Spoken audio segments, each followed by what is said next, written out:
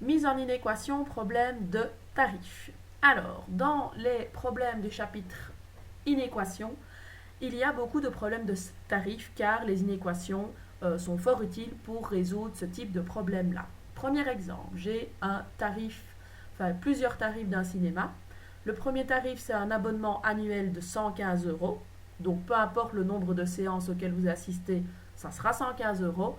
Et j'ai un tarif sans abonnement où c'est 10 euros la séance. Question, à partir de combien de séances le tarif sans abonnement est-il le plus cher? Alors, qui dit problème avec équation ou inéquation dit qu'on doit faire à chaque fois les mêmes étapes. Donc, choisir l'inconnu, mettre en inéquation cette fois-ci, résoudre l'inéquation et interpréter la solution pour avoir la solution du problème. Alors, comment est-ce qu'on va faire ce problème-ci? D'abord, on va choisir une inconnue qui est assez facile, c'est évidemment le nombre de séances. Donc, je mettrai soit x, le nombre de séances. Et ensuite, pour la mise en inéquation, je vais exprimer mes tarifs en fonction du x qui est le nombre de séances. Alors l'abonnement, quoi qu'il arrive, je paye 115 euros, peu importe le nombre de séances auxquelles je vais assister. Du coup, ça veut dire que c'est 115. Tout simplement, il n'y a pas de x vu qu'il ne dépend pas du nombre de séances, le prix de l'abonnement. Par contre, sans abonnement, tout dépend du nombre de séances. Si vous allez faire une séance, vous payerez 10 euros x 1. Vous allez faire 5 séances, ça sera 10 euros x 5. 7 séances, ça sera 10 euros x 7.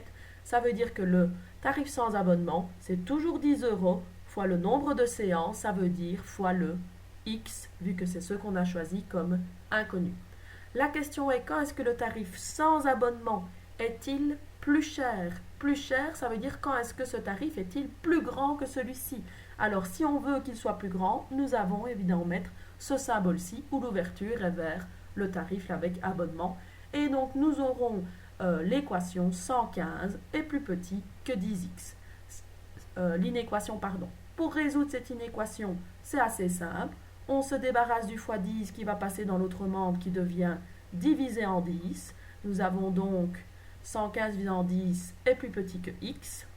115 divisé en 10, ça fait évidemment 11,5 qui est plus petit que x. Je vous rappelle que si vous voulez lire dans l'autre sens, c'est-à-dire de droite à gauche en ayant plus facile, vous pouvez tout simplement réécrire que x est plus grand que 11,5.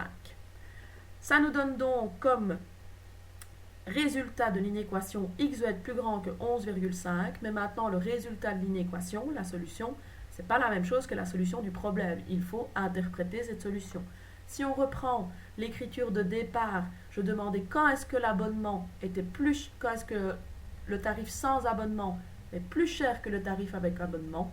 La réponse est quand le nombre de séances est plus grand que 11,5, c'est-à-dire quand le nombre de séances commence à 12. Le tarif sans abonnement est donc plus cher à partir de 12 séances, qui est le nombre évidemment juste au-dessus de 11,5.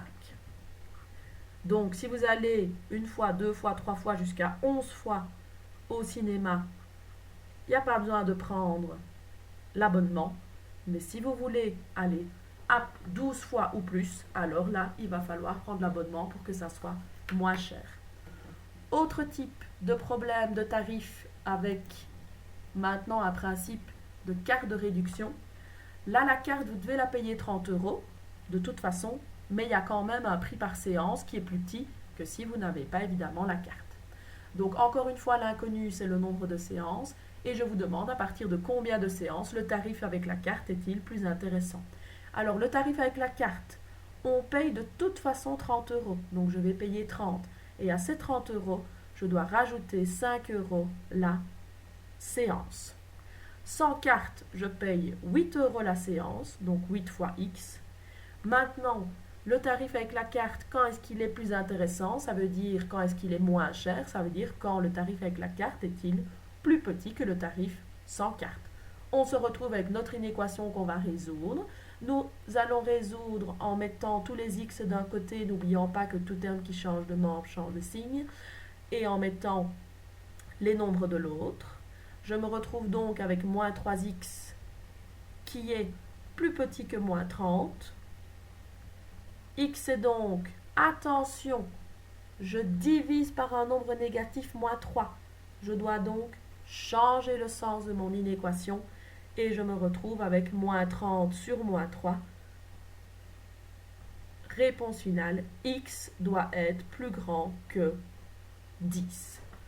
Encore une fois, nous avons la solution de l'inéquation, je dois l'interpréter pour mon problème. Je vous demandais quand est-ce que le tarif avec la carte était plus intéressant que le tarif sans carte, quand le nombre de séances est plus grand que 10.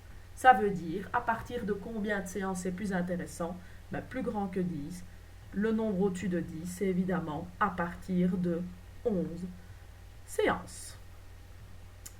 Donc voici comment on se débrouille avec les problèmes de tarifs. L'important, c'est tout simplement d'exprimer les différents tarifs en fonction de l'inconnu, de mettre le bon symbole et d'exprimer la solution du problème quand vous avez la solution de l'inéquation.